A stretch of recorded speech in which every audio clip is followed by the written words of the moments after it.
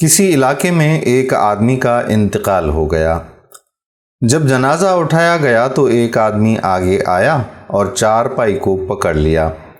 کہنے لگا کہ اس شخص کی طرف میرا قرضہ باقی ہے، جب تک کوئی قرضہ ادا نہیں کرتا تب تک میں اس کا جنازہ پڑھنے نہیں دوں گا۔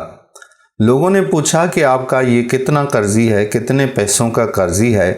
تو اس نے کہا کہ اس نے میرے 15 لاکھ روپے دینے ہیں، اسی لیے میں 15 لاکھ جب تک وصول نہ کر لوں جنازہ پڑھنے کی اجازت نہیں دے سکتا۔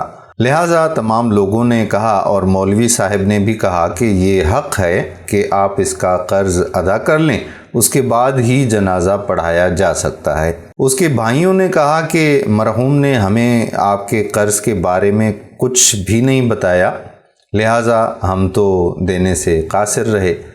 بیٹوں نے بھی کہا آگے بڑھ کر کہ ہمارے ابا جان نے اس قرضے کے حوالے سے ہمیں کچھ بھی نہیں بتایا تھا، لہٰذا یہ قرضہ ہم ادا نہیں کر سکتے۔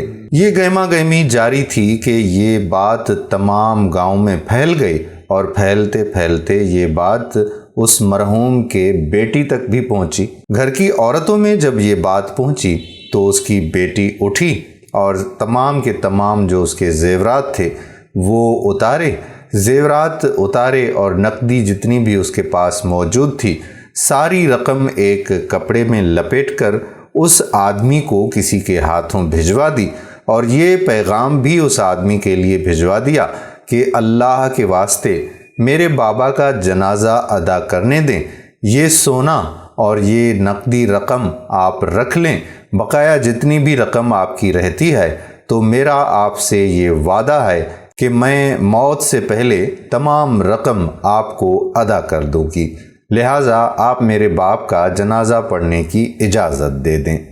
اب وہ شخص مجموعے میں کھڑا ہو گیا اور کہنے لگا کہ مرحوم کی طرف اصل میں میرے پیسے نہیں ہیں، اس نے 15 لاکھ روپے میرے پاس رکھے تھے اور یہ بھول گیا، شاید کسی کو بتایا تک نہیں۔ میں اس فکر میں تھا کہ اس کا اصل وارث کون ہے اور میں یہ پیسے کس کے حوالے کروں۔ پھر یہ ترکیب میرے ذہن میں سوجھی کہ کیوں نہ ٹیسٹ کیا جائے کہ کون اس کا اصل وارث ہے، کون اس کا حقدار ہے، تو اس کے حوالے یہ رقم کی جائے۔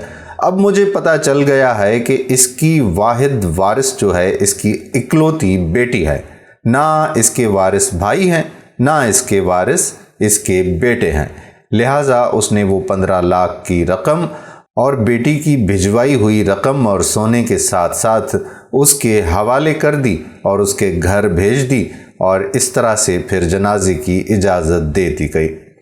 دوستو، ہم بیٹیوں کو سمجھتے ہیں کہ بیٹیاں جو ہیں وہ ہم پر بار ہیں، لیکن ایسا بالکل نہیں ہے۔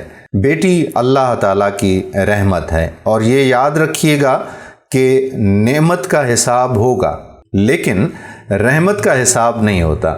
اللہ تعالیٰ تمام بیٹیوں کو اپنی حفظ و امان میں رکھے اور ان کے نصیب اچھے فرمائے۔